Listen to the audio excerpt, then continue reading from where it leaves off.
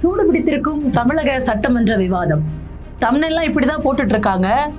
அதிரடியாய் கேள்வியை இறக்கிய உதயநிதி அதிரும்படி பதில் கொடுத்த முதல்வர் அப்படின்னு பல நியூஸ் சேனல்கள் லைவ்ல தம்ப்நெல் வச்சு போட்டுட்டு இருக்காங்க. சரி, என்ன உண்மையிலே விஜய் அவர்கள் வழக்கமா பிரச்சனை குறித்து பேசினா சம்பந்தமே இல்லாம ஏதாவது பேசுவாரு. நம்ம ஒண்ணு பேசினா அதுக்கு அவர் ஒரு பதில் சொல்லுவாரு. அது நமக்கு இங்க புரியாது, வீட்டுக்கு போய் யோசிச்சு பார்த்தாலும் புரியாது. அப்படிங்கிற மாதிரி ஒரு பதில் கொடுப்பார் நம்ம முதல்வர்.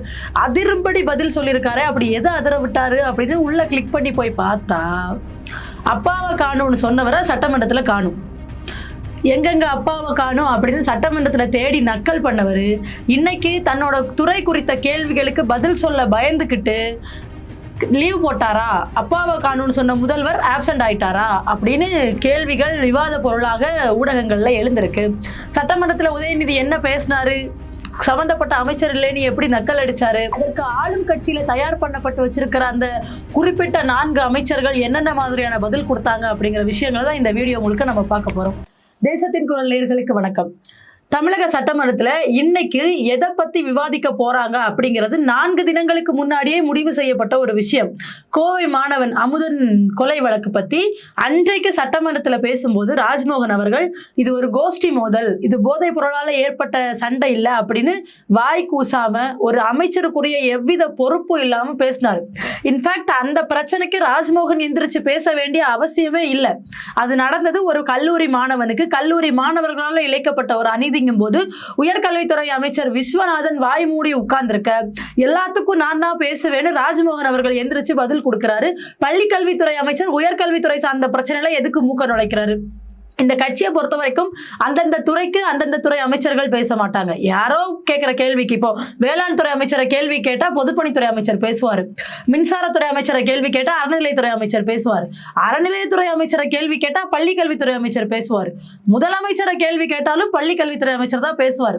ஆக மொத்தம் ஒரு 4 அமைச்சர்கள் தான் பேசணும் அப்படின்னு ரெடி பண்ணி 30 நாள் ஸ்போக்கன் இங்கிலீஷ் கிளாஸுக்கு போற மாதிரி ட்ரைனிங் கொடுத்து கூட்டிட்டு வந்து உட்கார வச்சிருக்காங்க. பேசுறவங்களும் சரியா பேசுறாங்களா? இல்ல, முழுக்க தவறான தகவல்களை சபையில பேசுறாங்க.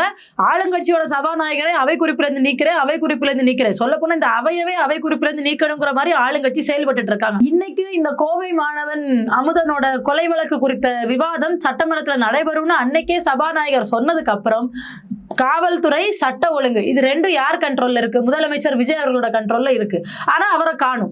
சட்டமன்றத்துல வழக்கமா போக்கஸ் அங்க மட்டும் தான் இருக்கும். இந்த புதிய தலைமுறை, நியூஸ் தமிழ் இந்த மாதிரி சேனல்ல லைவ் ஓடும்போது பாத்தீங்கன்னா ஒன்றுல சபாநாயகர் மூஞ்ச காட்டுவாங்க, இல்லைன்னா விஜய் அவர்களோட மூஞ்ச காட்டுவாங்க.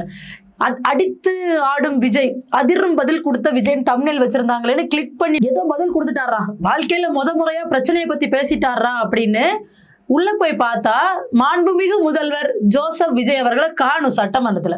சரி, தலைவர் எங்க போயிருக்காரு? இன்னைக்கு இது குறித்த விவாதம் நடைபெறும், அந்த துறைக்கு பொறுப்பு நாம தான், நாம பேசியே ஆகணும் அப்படின்னு இருக்கிற கட்டத்துல தலைவர் எங்க போனாரு சட்டமன்றத்துக்கு வராம அப்படின்னு நியூஸ் பக்கம் போய் பார்த்தா இந்தியா டுடேல ரவுண்ட் டேபிள். எதுக்குன்னா, இப்ப அண்ணன் வந்து சினிமா துறையில இருந்து வந்திருக்காரு. அங்க இந்த 100 நாள் 150வது நாள்னு போஸ்டர் ஒட்டியும் விளம்பரம் பண்ணியுமே பழகுன அந்த மைண்ட் செட்ல ஆட்சிக்கு வந்து 100 நாள்ல என்னென்ன பண்ணிருக்கோம் அப்படின்னு ஒரு ரவுண்ட் டேபிள் கான்ஃபரன்ஸ் நடத்துறாங்களாமா. அது கூட பரவாயில்ல, தினமணி நாளிதழ்ல ஃப்ரண்ட் பேஜ்ல ஃபுல் இதுக்கு விளம்பரம் கொடுத்து வச்சிருக்காங்க. 100வது நாள் சிறப்பு காட்சியா இல்ல சக்சஸ் மீட்டா, என்ன பண்றீங்க? 100 நாள்ல தமிழ்நாடு எவ்வளவு மோசமா சட்ட ஒழுங்கு சீர்கெட்டிருக்கு, எவ்வளவு மோசமா போதைப் பொருள் பழக்கம் அதிகரிச்சிருக்கு, எவ்வளவு மோசமா பெண்கள் பாதுகாப்பு சீர்குலைஞ்சிருக்கு அப்படின்னு பேச ஆரம்பிச்சா ஒரு மணி நேரம் கண்டினியூஸா பேசலாம். இந்த பிரச்சனைகள்ல எல்லாம் கொஞ்சம் கூட கவனம் செலுத்தாம, அதான் நான் சிங்கப்பெண் சிறப்பு படை விட்டுருக்கேனே, தண்டத்துக்கு ஒரு படம் ரீல்ஸ் போடுறதை தவிர வேற ஒரு வேலை சரியா செய்யறது இல்ல. திடீர்னு ஒரு பெண் கொலையாகிறாங்க, பாலியல் வன்புணர்வுக்கு உள்ளாக்கப்படுறாங்க, எதை பத்தியுமே கவலை இல்லாம சிங்கப்பெண்கள் படையில ஒரு 60-65 வயசுக்கு மேல இருக்க சிங்கங்களா களை இறக்கி அந்த சிங்கங்கள் நடந்து போய் தான் குற்றவாளியை பிடிப்பாங்க. அதுவும் கரெக்டா பின்னாடி கேமரா வரை இவங்க ஸ்லோமோல நடப்பாங்க. இவங்க பக்கத்துல போன உடனே குற்றவாளிகள் தப்பிச்சு ஓடுற மாதிரி எல்லாம் ரீல்ஸ் போட்டுட்டு இருக்காங்க. இதுதான் பெண்கள் பாதுகாப்பு. 100 நாள்ல தமிழ்நாடு இவ்வளவு மோசமா இருக்கு. அதை குறித்து ஒரு வார்த்தை பேச காணும், அதை குறித்து எந்த பதிலும் சொல்ல காணும். பட்ஜெட்லயும் முழுக்க தனியார் மயமாக்கி வச்சுட்டு இந்தியா டுடேல ரவுண்ட் டேபிள் கான்ஃபரன்ஸ் நடத்த போயிருக்காரு. எப்படியும் ஒரு 4 நிமிஷம் பேசிட்டு கிளம்பி வந்துட போறீங்க. அதுக்கு எதுக்கு அந்த விழாலாம்? ஏன்னா சினிமாவில் சக்சஸ் மீட் நடத்துறீங்களா? 100 நாள் வெற்றிகரமாக ஓடிய திரைப்படம் அப்படின்னு. கடைசியா உங்களுக்கு எந்த படம் 100 நாள் ஓடிச்சு சொல்லுங்க. நீங்க இந்த சட்டமன்றத்தில் காட்டுற இந்த படம் தான் இப்படி 100வது நாள் வரைக்கும் தொடர்ந்து வந்திருக்கு. அதுக்கு உங்களுக்கு யோசிக்காம உங்களுக்கு ஓட்டு போட்ட மக்கள் தான் காரணம்னு வச்சுக்கோங்க. ஏன்னா அவங்க வந்து சினிமாவில் உங்க படம் நல்லா இல்லை அப்படின்னு யாராவது கருத்து சொன்னாலே அதை ஒத்துக்க மாட்டாங்க. அவங்க எப்படி அரசியல்ல நீங்க நல்லா பண்ணலன்னு சொன்னா ஒத்துக்குவாங்க. சரி, இதெல்லாம் ஒரு புறம் இருக்க, சட்டமன்றத்தில் விவாதம் வெடிக்குது.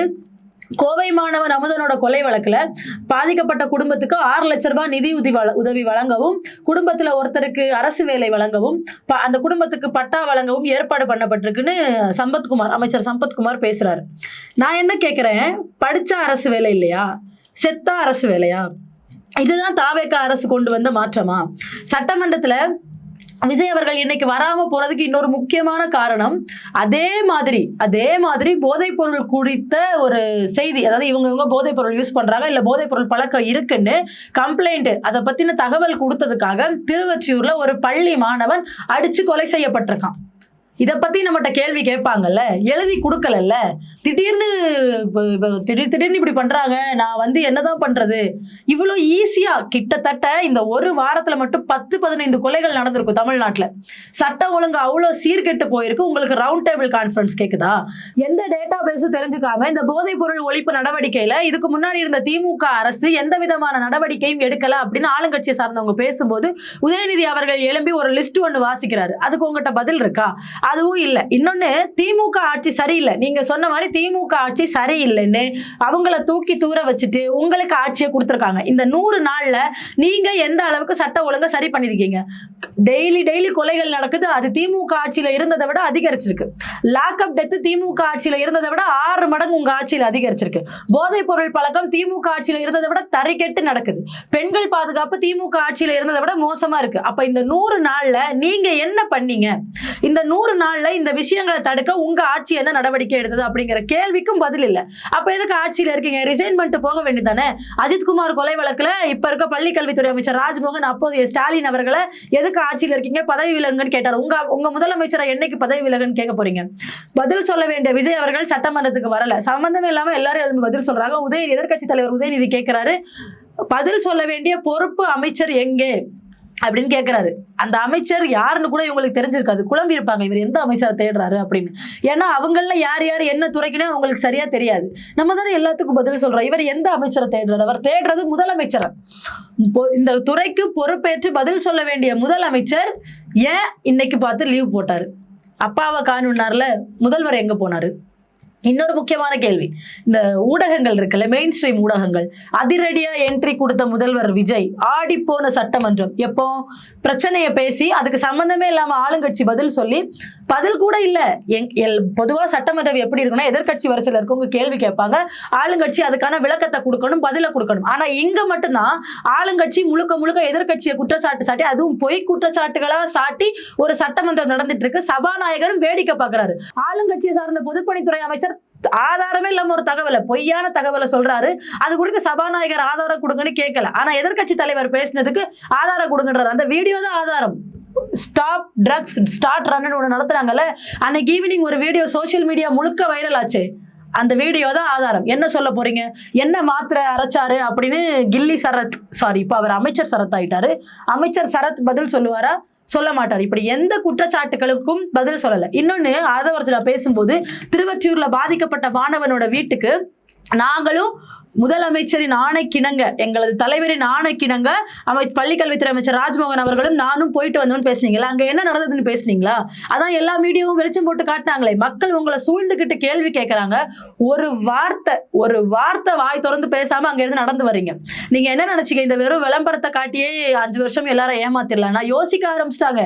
ஏன்னா எங்கேயோ நடந்துச்சுன்னு பேப்பர்ல படிச்சுட்டு இருந்த விஷயம் இன்னைக்கு என் பக்கத்து வீட்டுல நடக்குது, என் எதிர் வீட்டுல நடக்குது, என் ஏரியால இருக்கிற பையனுக்கு நடக்குது, என் பையனுக்கு நடக்குது, என் பிள்ளைக்கு நடக்கும் போது யோசிக்க ஆரம்பிப்பாங்க. அப்போ இந்த முதல்வர் டம்மியா தான் இருக்காரு, இது குறித்து எந்த நடவடிக்கையும் எடுக்காம தான் இருக்காரு அப்படின்னு தெரிய வரும்போது உங்களை கேள்வி கேட்கதான் செய்வாங்க.